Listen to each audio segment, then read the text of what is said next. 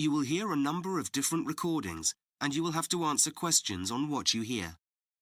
There will be time for you to read the instructions and questions, and you will have a chance to check your work. All the recordings will be played once only. The test is in 4 sections. Now look at Section 1.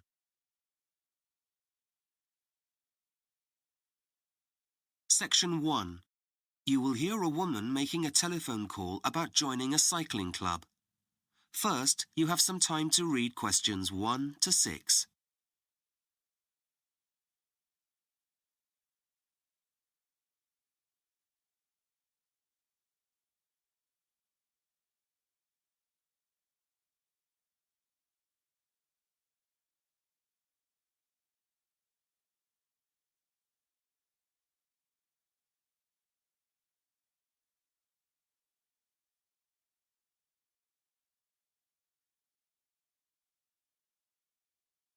You will see that there is an example that has been done for you.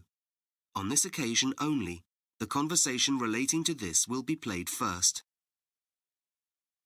Hi, is that the cycling club? That's right. How can I help you? I'm Beth. I've just moved to the village and have been thinking about getting involved with a cycling group. Hi, Beth. I'm James, and I'm the club secretary. We're always keen to welcome new members. The man says that he is the club secretary, so secretary has been written in the space. Now we shall begin. You should answer the questions as you listen, because you will not hear the recording a second time. Listen carefully and answer questions 1 to 6. Hi, is that the cycling club? That's right. How can I help you? I'm Beth. I've just moved to the village and have been thinking about getting involved with a cycling group. Hi, Beth. I'm James, and I'm the club secretary. We're always keen to welcome new members. Have you got much cycling experience? Not really. Does that matter? Not at all. There are lots of cycling opportunities here. For example, some of our members take part in competitions throughout the year, if you're interested in that. Otherwise, we meet each weekend and just go cycling.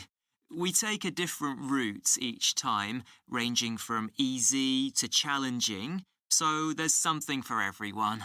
Oh, sounds fun. It is. Is there a joining fee? And what's included if there is? There's an annual membership. It isn't much, but it covers things like our newsletter, which we email to members every few weeks, informing them of what's going on. We also have regular meetings here at the community centre. There's a small extra fee for that to cover refreshments, as well as any guest speakers who come along to talk to us about diet, avoiding injury, that kind of thing. Great idea. Helpful for me to know about that kind of thing as an inexperienced cyclist. Oh, and if you do join, we're giving all new members a free repair kit. We used to give a free water bottle for people's bikes, but most bikes come with those now, so... Oh, that's useful. Now, do you meet at the community centre before you go on rides? No, we meet outside the post office in Dudley. Oh, I haven't heard of that. How do you spell it? It's the next village. It's Dougley.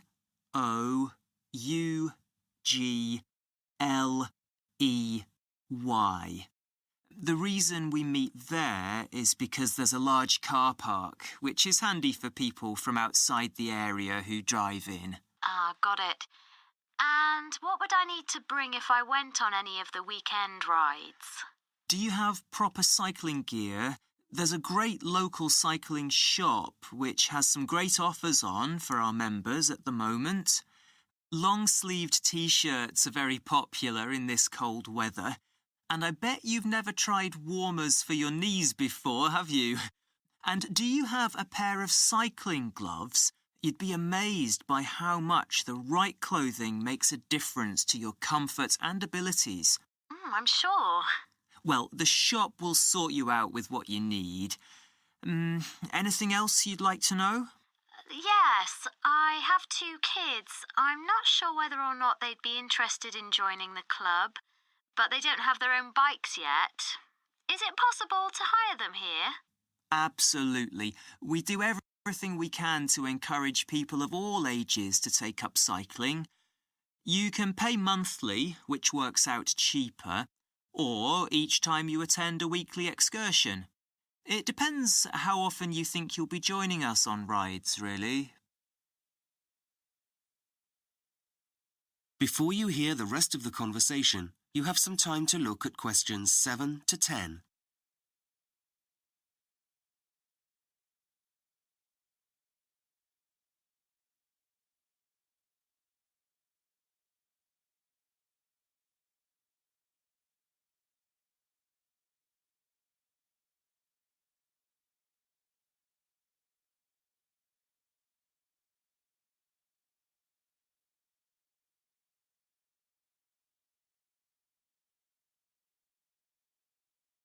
Now listen carefully and answer questions 7 to 10. I assume the rides you do are local? Most of them, yes. We do longer trips when the weather's better. We sometimes stay away camping to make the most of it. One of our favourite excursions, most summers, is riding along the river as far as Brownside. That's about 100 kilometres away, though this year we're going to the mountains, which will make a change. At some point in the future, we'll try the Lake District. That's something we've wanted to do for a while. And you hold other kinds of events too, don't you?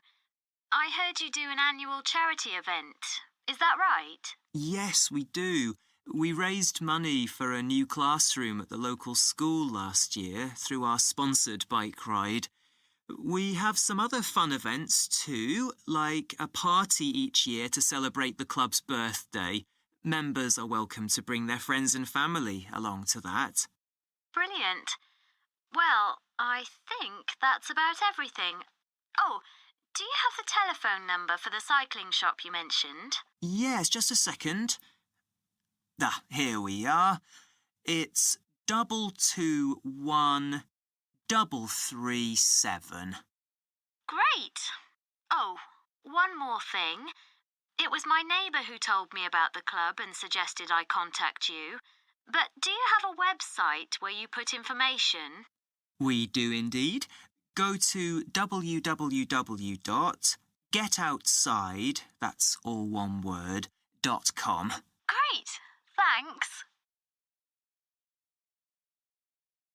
That is the end of section 1. You now have half a minute to check your answers.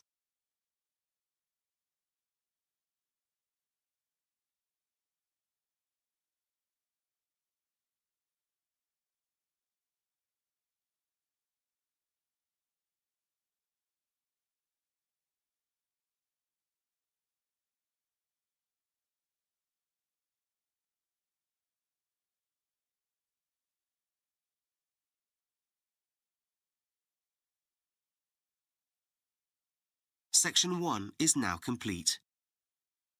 Now look at section 2. Section 2. You will hear a talk on the radio about letter writing. First, you have some time to look at questions 11 to 15.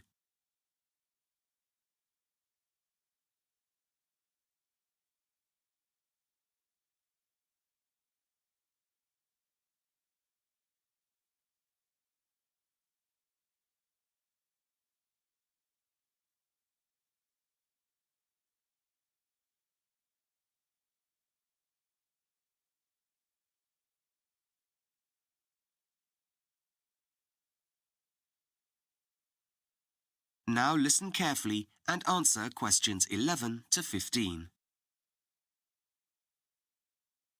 And now for the last part of today's programme, I'd like to welcome author Erica Winter, whose recent book entitled Say It in a Letter has already sold 10,000 copies. Over to you, Erica. Thanks, Mark. In today's world, it's easy to think that letters are a thing of the past.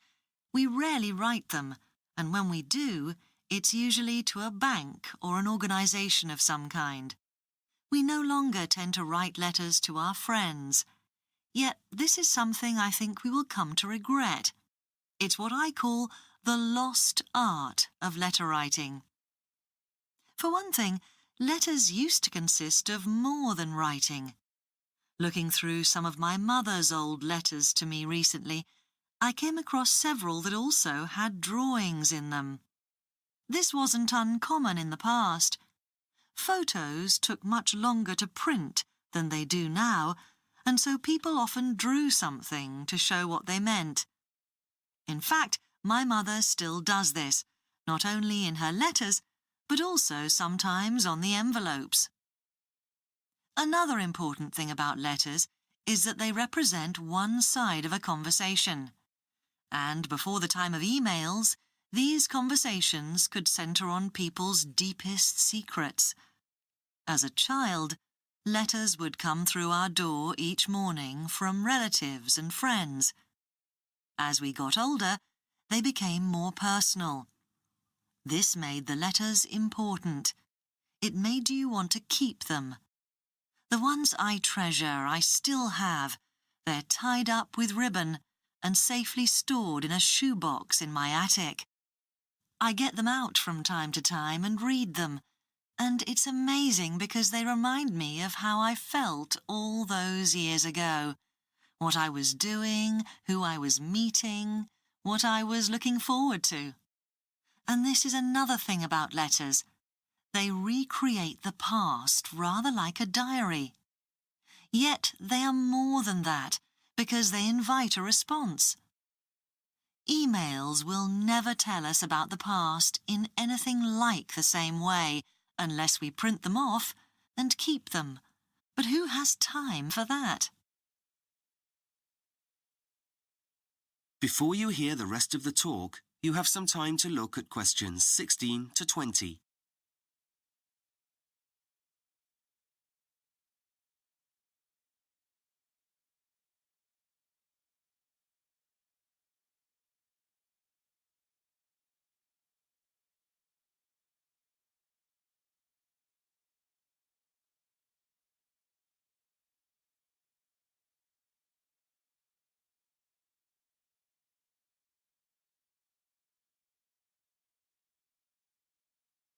Now listen carefully and answer questions 16 to 20. So, if you want to give letter writing a try, and in the years ahead you may be very glad that you did, here are a few important tips. First, using a pen and paper is very different from using a keyboard and a screen. We can't easily change what we write with a pen, and so letters show much more of the thought process of the writer. And to get those thought processes going, you really need to make sure that the room you write in is a quiet one. And this means removing all mobiles, computers, tablets, and other distractions. Second, it's much more inspiring to write on decent writing paper using a fountain pen than it is to use an old notepad and a ballpoint pen. So make sure you have the equipment you need. It shows that you've taken the trouble to present your letter in the best possible way. Also, your letter will stand the test of time. Cheap paper quickly falls apart. As I said earlier, a letter is really one side of a conversation, and because of this, you may be asking your recipient, that's the person receiving your letter, to give you some answers to problems that you have. So, in other words, use your letters as a tool. If you're worried about your job, for example, you can consult others about the things that are bothering you and so get the sort of advice that you need. You need to practice to make this really work for you, though. You need to think carefully about the wording of each question that you ask so that you get the answers you need. Unlike emails that we tend to write quickly without paying too much attention to wording, letters need patience and thought. And lastly, make sure you know how to begin a letter, where to put your address and the date, for example, and how to finish your letter, depending on your recipient. Should you say best wishes, or yours sincerely, or simply love from? The ending you use must be suitable, or you might offend people. This will be something some listeners may have forgotten or never had the chance to learn in the first place. That is the end of section 2. You now have half a minute to check your answers.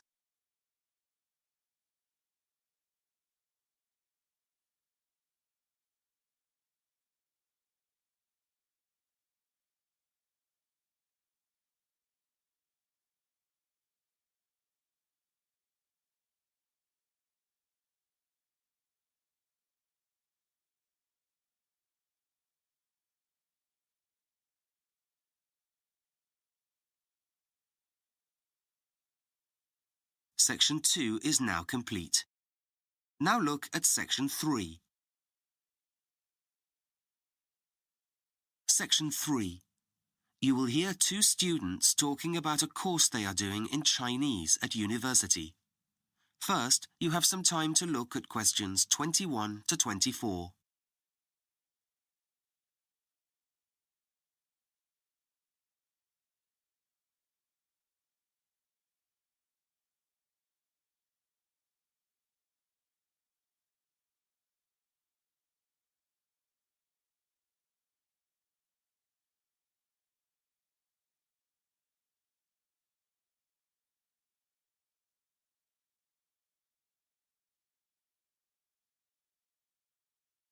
Now listen carefully and answer questions 21 to 24. I'm really enjoying our Chinese language course so far, aren't you? Yeah, I definitely made the right choice coming to this university. The teaching's so good, isn't it? I love the methods our tutors use. They really get the most out of us. I never thought I'd learn so much so quickly. Goes to show what a difference it makes being taught by native speakers. If I'd known about that in advance, it would have confirmed my choice absolutely. It's an aspect of the course which is really useful. It's cool having lots of options to choose from too, as far as topics to study is concerned, though that wasn't something I really considered in much detail when I was deciding where to study. I know what you mean. I have to say I'm finding the culture course absolutely fascinating. I'm glad that's on the timetable. By the way, how are you finding living away from home in a big city? Well, it was a bit of a nightmare at first, having grown up in a sleepy village in the middle of nowhere. I do miss the peace and quiet sometimes, but I wouldn't have it any other way. I had to try something new. That's why I'm here too. There's no way I could live in the country. I'd be bored out of my mind. Do you think you'll spend the third year studying abroad? We have the choice whether or not to go, don't we? Why else would I have registered here? It's an unmissable opportunity, wouldn't you say? I'm with you there. It isn't as expensive to do as some of the study abroad programmes at other universities. Thankfully. Anyway, have you seen the list of study groups for next semester yet? We're allowed to join 2. I'm having trouble deciding which ones to join, actually. I'd like to do them all, though I know we won't have time, what with our regular lectures and everything. Well, there's the grammar study group. My grammar could definitely do with a bit of polishing, though I have to confess I'm probably likely to give that a miss. I've come to the same conclusion. The writing skills group would definitely be useful, especially if we end up working in China at some point. I'd rather get my speaking skills up to scratch. You can never do enough practice there, so that's something I'm going to sign up for. I'll go with that. What about literature analysis? Fancy that? Getting to grips with Chinese literature sounds like a real challenge. And one I'll attempt at some later date, I think. I was thinking about putting my name down for it, though, to be honest, I might be better off putting some work into understanding what people are saying to me. So I think I'll go for that group. I know what you mean. That's that decided then. Before you hear the rest of the conversation, you have some time to look at questions 25 to 30.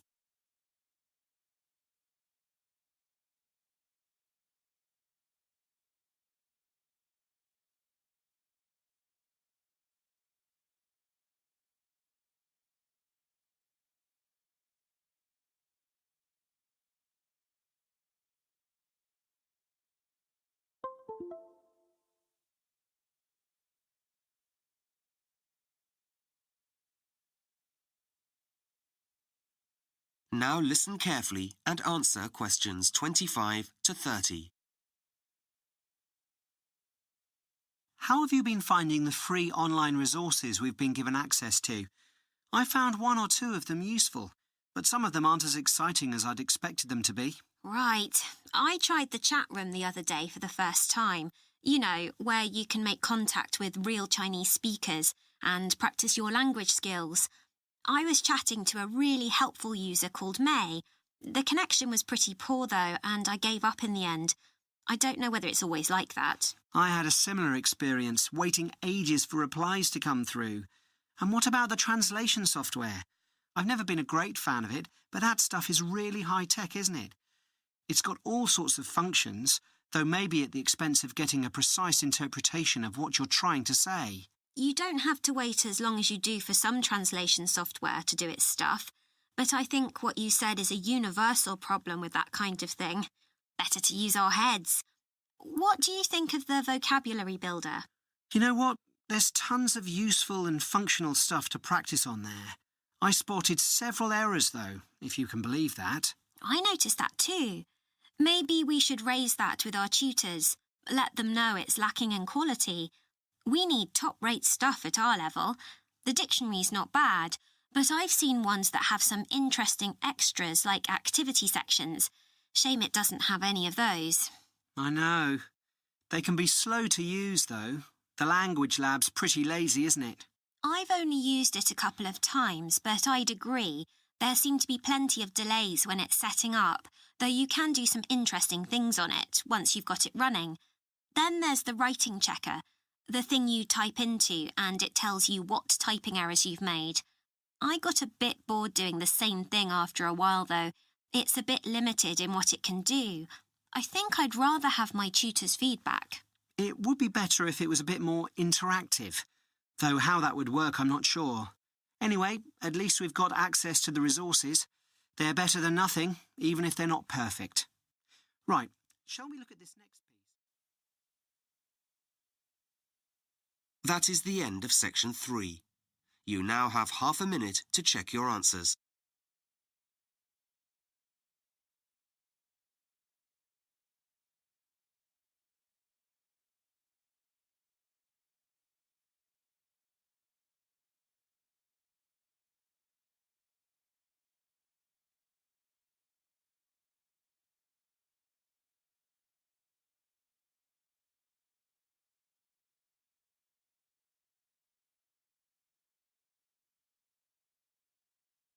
Section 3 is now complete. Now look at Section 4.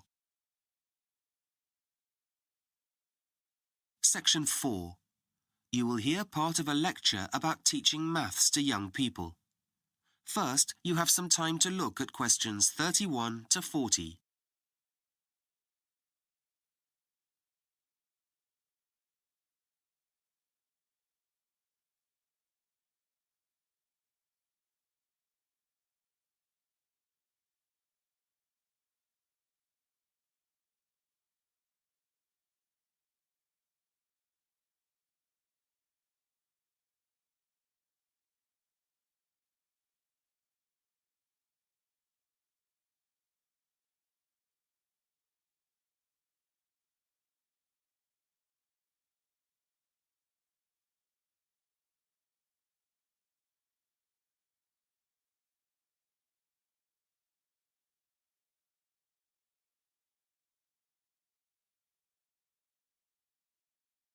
Now listen carefully and answer questions 31 to 40.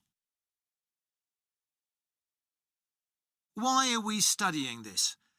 That's a question that, as a high school maths teacher, I was asked 1,000 times, and one that you, as trainee maths teachers, will certainly be asked in the future.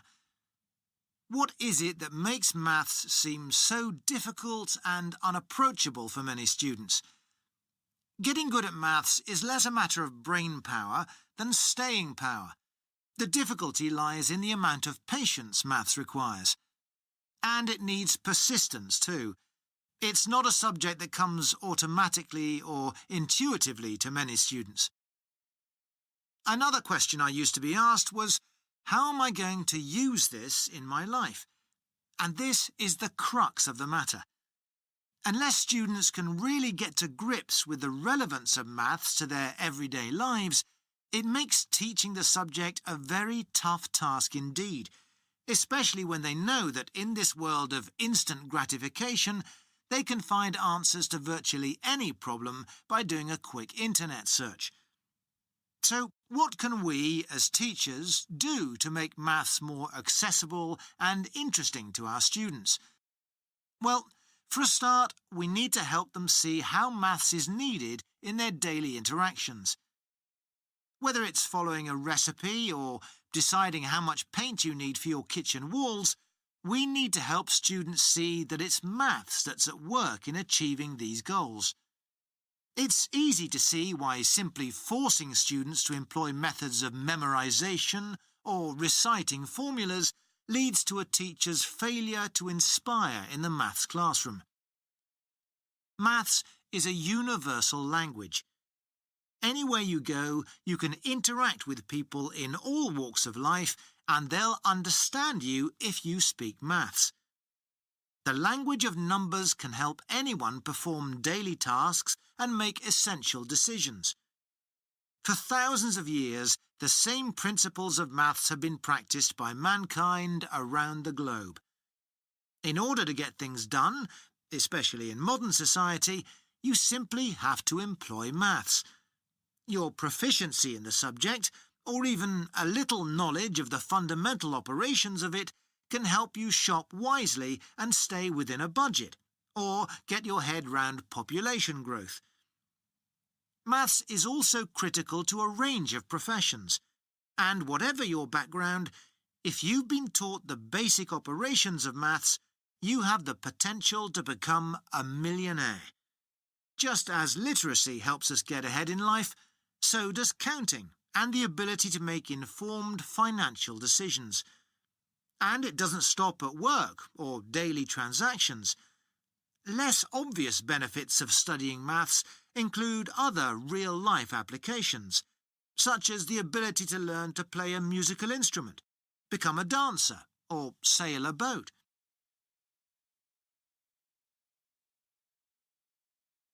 So, what is it that we need to be teaching? Yes, it's difficult to see how some mathematical concepts translate to the world outside education.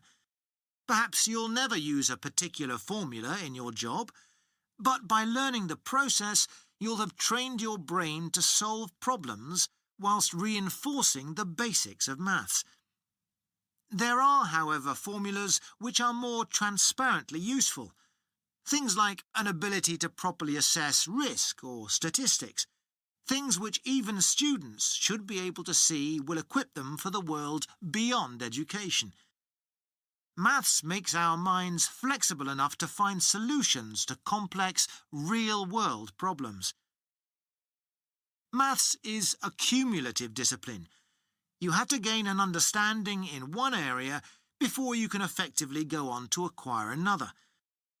From the basic foundation of addition and multiplication to the complexities of quadratic equations, the only way to build a framework of knowledge is to learn step by step. So, how did I answer that question? What is the point of doing this? Until I got my students thinking about how they use maths to download music from the internet and hand over their cash for popcorn at the cinema, nothing I said made any difference. So I asked them to imagine a life with no maths.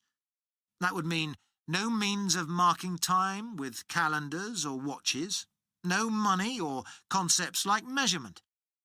The idea of missing birthdays, not being able to top up their mobile phones, and a halt to the development of computer games made them open their eyes to the reality of life without maths. What better way to demonstrate the purpose of maths than to relate it to their own existence? Moving on now to another aspect of maths teaching. That is the end of section 4. You now have half a minute to check your answers.